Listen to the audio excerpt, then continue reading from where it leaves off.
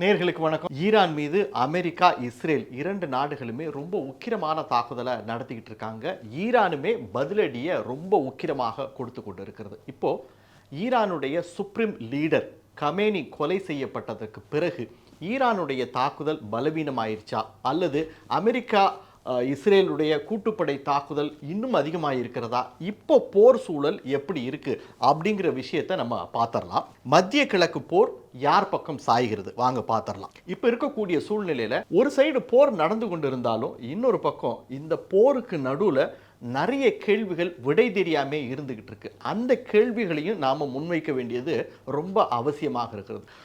முதல்ல நமக்கு எழக்கூடிய மிக முக்கியமான கேள்வி என்ன அப்படின்னா, சீனா ஏன் அமைதியாக இருக்குது அப்படிங்கிறது தான். காரணம் என்ன அப்படின்னா, அமெரிக்கா ஈரான் மீது தாக்குதலை தொடங்குறதுக்கு முன்னாடி நீங்கள்லாம் பார்த்தீங்கன்னா இந்த அரேபிய கடலில் ஈரானுடைய கப்பற்படையோடு சேர்ந்துக்கிட்டு ரஷ்யா, சைனா இரண்டு பேருமே ஒரு கூட்டு இராணுவ பயிற்சியில் ஈடுபட்டிருந்தாங்க. அப்போ என்ன சொல்லப்பட்டது அப்படின்னா, ஒருவேளை அமெரிக்கா ஈரான் மேலே தாக்குதலை தொடங்கினால் அவங்களுக்கு சைனாவும் ரஷ்யாவும் இராணுவ உதவி செய்யலாம் அல்லது சைனாவும் ரஷ்யாவும் போரில் கூட குதிக்கலாம் அப்படின்லாம் சொல்லி போர் நிபுணர்கள் சொல்லிட்டு இருந்தாங்க. உலகம் முழுவதுமே அப்படி ஒரு எதிர்பார்ப்பு இருந்தது. ஆனால் இஸ்ரேலும் அமெரிக்காவும் அடிக்க ஆரம்பித்ததுலேருந்து இப்போ வரைக்கும் சைனா அமைதியாகத்தான் இருக்கிறது. ஒரு சில கண்டனங்களை எழுப்பி இருக்கிறது, அது வேற. அதை தவிர சைனா இந்த போரில் குதிக்கலை, நேரடியாக இப்போதைக்கு எந்த இராணுவ உதவியும் செய்யலை அப்படிங்கிறது ஒரு மிகப்பெரிய கேள்வியாக முன்வைக்கப்படுகிறது. அது ஒரு புறம் இருக்கட்டும். இப்போ ஏன் சைனா அமைதியா இருக்கு அப்படிங்கிறதுக்கு பின்னாடி சில விளக்கங்கள் கொடுக்கப்படுகிறது. என்ன அப்படின்னா, சைனா தன்னுடைய கச்சா எண்ணெய் தேவைக்காக ஈரானை பெருமளவில் நம்பியிருக்காங்க. ரஷ்யா கிட்டேருந்தும் சவுதி கிட்டேருந்தும் ஓரளவு வாங்கினாலும் கூட கிட்டத்தட்ட 80% எண்ணெய் தேவைக்கு ஈரானை தான் சைனா நம்பியிருக்காங்க. அதனால ஒருவேளை இந்த போர் உக்கிரமடைந்தால் இப்போ இருக்கக்கூடிய கச்சா எண்ணெயினுடைய விலை 100 பேரல்லேருந்து 130, 140 பேரல் வரைக்கும் கூட விலை அதிகரிக்கலாம் அப்படின்னு சொல்லுது. இது நேரடியாக சைனாவுடைய இண்டஸ்ட்ரியலை பாதிக்கும் அப்படின்னு வர்த்தக நிபுணர்கள் சொல்கிறாங்க. இதை விட இன்னும் முக்கியமான விஷயம் என்ன அப்படின்னு பார்த்தீங்கன்னா, இங்கே இருக்கக்கூடிய இந்த ஹர்முஸ் ஸ்ட்ரைட், இந்த பகுதி உலகத்தோட எண்ணெய் வர்த்தகத்துக்கு ரொம்ப முக்கியமானது. அதை விட ரொம்ப முக்கியமானது, சைனாவுடைய 46% எண்ணெய்கள் கப்பல் மூலமாக இங்கிருந்து தான் ஈரான்லேருந்து அனுப்பப்படுகிறது. இப்போ இந்த ஹர்முஸ் ஸ்ட்ரைட்டை ஈரான் க்ளோஸ் பண்ணிட்டாங்க. இது சைனாவுக்கு ஒரு பலத்த அடியாக இருக்குது. அதனால சைனா என்ன எதிர்பார்க்குறாங்க அப்படின்னா, எப்படியாவது இந்த போர் முடிவுக்கு வராதா அப்படின்னு தான் எதிர்பார்க்குறாங்க. இல்லை அப்படின்னா ஒரு பெரிய பொருளாதார பின்னடைவை சைனா சந்திக்கும் அப்படின்றாங்க. ஆனால் இதுக்கு பின்னாடி இன்னொரு ஆச்சரியமான விஷயத்தையும் சொல்கிறாங்க. என்ன அப்படின்னா, சைனா இப்படி ஒரு அடியை வாங்கணும் அப்படின்னு தான் இந்த போரை அமெரிக்கா தொடங்குனுச்சு. சைனா பொருளாதார பின்னடைவை சந்திக்கணும், அப்போதான் டாலருடைய வேல்யூ அதிகரிக்கும் அப்படின்னு சொல்லி இந்த போரை ட்ரம்ப் தொடங்கி வச்சார் அப்படிங்கிற ஒரு தியரியும் முன்வைக்கப்படுகிறது. இதையெல்லாம் தாண்டி சைனா அமைதியாக இருக்கிறதுக்கு இன்னொரு முக்கியமான காரணம், சைனாவினுடைய HQ-9B இந்த வான் பாதுகாப்பு அமைப்பை தான் பெருமளவில் ஈரான் உபயோகப்படுத்திக்கிட்டு இருக்கு.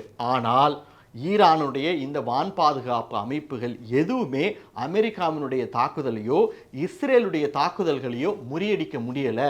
இதுவரைக்கும் அமெரிக்காவும் இஸ்ரேலும் சேர்ந்து பல விமான தளங்கள், கப்பல்கள் அப்படின்னு ஏன் கொமேனி இருப்பிடத்தை கூட தாக்கி அழிச்சிருக்காங்க. அப்போது சைனா கொடுத்த வான் பாதுகாப்பு அமைப்பு அங்கே என்னதான் செஞ்சுக்கிட்டு இருக்கு அப்படிங்கிறது இன்னொரு பெரிய கேள்வியாக எல்லார் முன்னாடியும் எழுகிறது.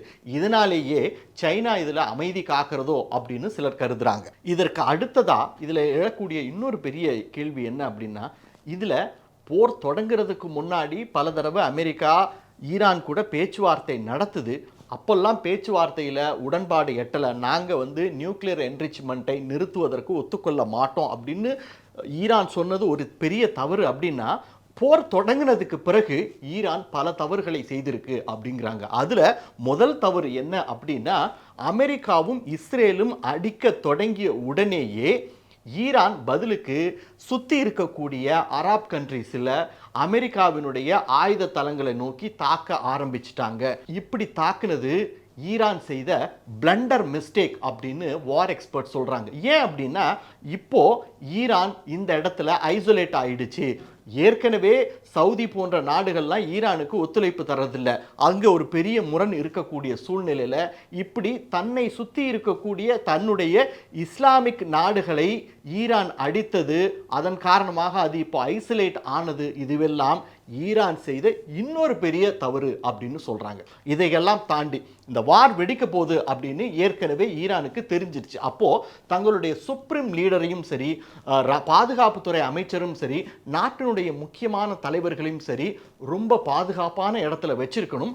அப்படி பாதுகாப்பான இடத்துல வைத்திருந்த அந்த தகவலை ரொம்ப ரகசியமாக வச்சிருக்கணும். ஆனால் இது எதையுமே செய்யாமல் ரொம்ப ஈஸியாக போர் தொடங்கிய 2வது நாளே அமெரிக்க படைகள் ஈரானுடைய சுப்ரீம் லீடர் கொமேனியை தாக்கி அழித்தது அப்படிங்கிறது ஈரானுடைய இன்னொரு மிகப்பெரிய மிஸ்டேக் அப்படின்னு சொல்றாங்க. இதுல இன்னொரு விஷயம் என்ன அப்படின்னா, இப்பவும் கூட ஈரான்ல அதிகாரத்தில் இருக்கக்கூடிய அங்க தலைவர்கள் எல்லாம் என்ன சொல்றாங்க அப்படின்னா, இனிமே நாங்க பேச்சுவார்த்தைக்கு தயாராக இல்லை, இந்த போர்ல நாங்க தொடர்ந்து இறங்குவோம் அப்படின்னு அறிவிச்சிருக்காங்க.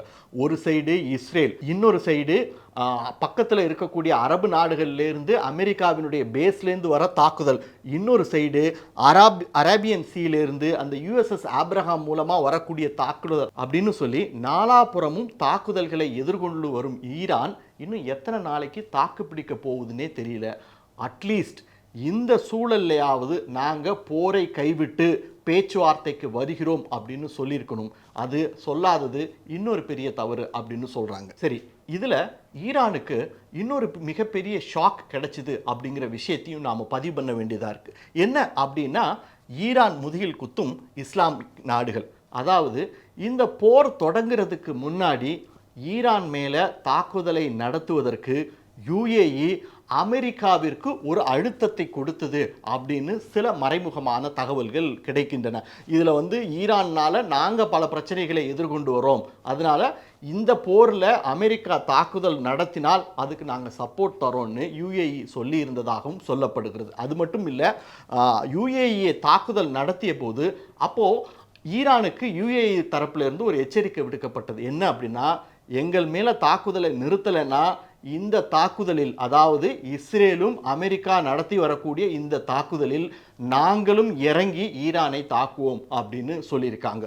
அது ஒரு பெரிய விஷயம். இன்னொரு விஷயம் என்ன அப்படின்னா, இந்த போர் தொடங்கியதிலிருந்து பெரிய அளவில் இஸ்லாமிக் நாடுகளில் இருந்து ஈரானுக்கு ஆதரவு இல்லை.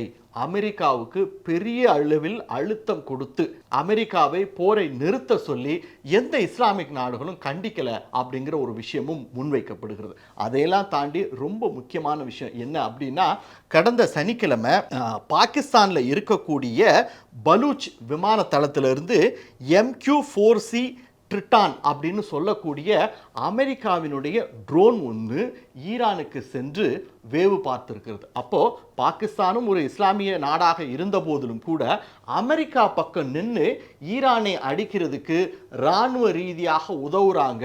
அந்த வகையில் பல இஸ்லாமிய நாடுகள் ஈரான் முதுகில் குத்துறாங்க அப்படிங்கிற ஒரு கருத்தும் முன்வைக்கப்படுகிறது. இன்னொரு விஷயம் பார்த்தீங்கன்னா, என்னதான் வெளியில் நாங்கள் ஈரானை அப்படி அடிச்சிட்டோம் இப்படி அடிச்சிட்டோம், இந்த போர் 4 நாள் தாங்காது, முழுவதுமாக ஈரானை அழிக்கிற வரைக்கும் நாங்கள் விடமாட்டோம் அப்படின்னு பல விஷயங்களை ட்ரம்ப் சொல்லிட்டாலும் கூட அமெரிக்க இராணுவ தரப்பிலும் பல இழப்புகள், அமெரிக்க இராணுவத்திற்கும் பல அடிகள் விழுந்திருக்கு அப்படிங்கிற விஷயத்தையும் சொல்கிறாங்க. முதலாவதாக இன்றைக்கு பார்த்தீங்கன்னா, அமெரிக்காவினுடைய F-15 ஃபைட்டர் ஜெட், அதாவது F-35 ஃபைட்டர் ஜெட் எப்படி உலகம் முழுவதும் அமெரிக்காவுக்கு ஒரு பெயரை வாங்கி கொடுத்ததோ, உலகத்தோட மோஸ்ட் லீத்தல் போர் விமானம் என்று சொல்லப்படுகிறதோ, அதே போல் அந்த அளவிற்கு இணையானது இந்த F-15 ஃபைட்டர் ஜெட். அவ்வளவு எளிதில் வீழ்த்த முடியாத ஒரு விமானம் அப்படின்லாம் சொல்லிக்கிட்டு இருந்தாங்க. ஆனால் அதையெல்லாம் தாண்டி குவைத்தில் பறந்து கொண்டு இருக்கும்போது இன்றைக்கு F-15 விமானம் சுட்டு வீழ்த்தப்பட்டுள்ளது. இதுக்கு பின்னாடி இந்த விமானத்தை தவறுதலாக குவைத்தினுடைய இராணுவம் சுட்டு வீழ்த்திருச்சு அப்படின்னு சொல்கிறாங்க. இல்லை, விமானத்தில் கோளாறு ஏற்பட்டு கீழே விழுந்துருச்சு அப்படின்னு சொல்கிறாங்க. உண்மை என்ன அப்படிங்கிறது தெரிய வரல. ஆனால் F-15 வீழ்த்தப்பட்டு விட்டது அப்படிங்கிறது தான் உண்மை. அதை தாண்டி அங்கே அரேபியன் கடலில் நின்று கொண்டிருக்கிற அமெரிக்காவினுடைய USS ஆப்ரஹாம் லிங்கன், இந்த கப்பல் மேலே ஈரான் நாங்கள் 4 ஏவுகணைகளை தாக்கியிருக்கோம் அப்படின்னு சொல்கிறாங்க. ஆனால் இந்த 4 ஏவுகணைகளை ஆப்ரஹாம் லிங்கன் மீது அனுப்பியதற்கு பிறகு யுஎஸ்எஸ் ஆப்ரஹாம் லிங்கனுக்கு ஏதாவது சேதம் ஏற்பட்டுச்சா அப்படிங்கிற தகவல் இதுவரைக்கும் வெளியே வரல. அதிகாரப்பூர்வமாக ஈரான் சைட்லேருந்து இதை பல தடவை சொல்லிட்டாலும் இதுவரைக்கும் அமெரிக்கா அப்படி ஒரு தாக்குதல் நடந்ததா வெளி உலகத்துக்கு சொல்லவே இல்லை. அதனால நிலைமை என்ன அப்படிங்கிறது தெரியல. இது தவிர அமெரிக்க இராணுவத்தை சேர்ந்த 2 இராணுவ வீரர்கள் கொல்லப்பட்டதாகவும் அந்த F-15 ஃபைட்டர் ஜெட்டில் பயணித்த விமானி படுகாயம் அடைந்துள்ளதாகவும் தகவல் வருது. ஆனால் ஈரான் தரப்பில் என்ன சொல்கிறாங்க அப்படின்னா, நாங்கள் அதற்கு அதிகமான அமெரிக்க இராணுவ வீரர்களை கொன்று குவித்துள்ளோம் அப்படின்னு சொல்கிறாங்க. உண்மை என்ன அப்படிங்கிறது தெளிவாக தெரியல.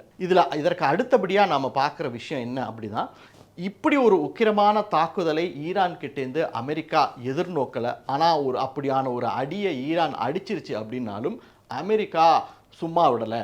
அதன் பிறகு தொடர்ச்சியாக பல பதிலடிகளை கொடுத்துருக்காங்க. ரொம்ப முக்கியமாக என்ன அப்படின்னா, அமெரிக்காவினுடைய இந்த B-2 பாமர் மூலமாக கிட்டத்தட்ட 20,000 டன் குண்டுகளை ஈரான் முழுவதும் வீசியிருக்காங்க அப்படின்னு சொல்லப்படுகிறது. அது மட்டும் இல்லை, ஈரானுடைய முக்கியமான ஏவுகணை கிடங்குகள், விமான தளங்கள், அதுக்கப்புறம் 2 நீர்மூழ்கி கப்பல்கள், 7 போர்க்கப்பல்கள், இவ்வளவையும் தாக்கி அழிச்சிருக்கோம் அப்படின்னு அமெரிக்கா தரப்புலேருந்து கிளைம் பண்ணப்படுகிறது. அப்படி இவ்வளவு பெரிய சேதாரம் ஈரான் இராணுவத்துக்கு இருந்தது அப்படின்னா அது ஒரு ஈரான் இராணுவத்திற்கு மிகப்பெரிய பாதிப்பு. ஏன் அப்படின்னா இதன் பிறகு அவங்க எத்தனை நாள் இந்த போரை தாக்கு பிடிப்பாங்க அப்படிங்கிறது ஒரு மிகப்பெரிய கேள்வி. இதையெல்லாம் தாண்டி இன்றைக்கு இந்தியாவில் இருக்கக்கூடிய ஒரு ஊடகவியலாளர், அவங்க பேர் என்ன அப்படின்னு பார்த்தீங்கன்னா ரூபிகா லியாக்கத், அவங்க ஒரு பதிவை போட்டிருக்காங்க. என்ன அப்படின்னா, உலகத்திலேயே இந்தியாவில் இருக்கக்கூடிய இஸ்லாமிய சகோதரர்கள் தான் ரொம்ப பாதுகாப்பாக இருக்காங்க,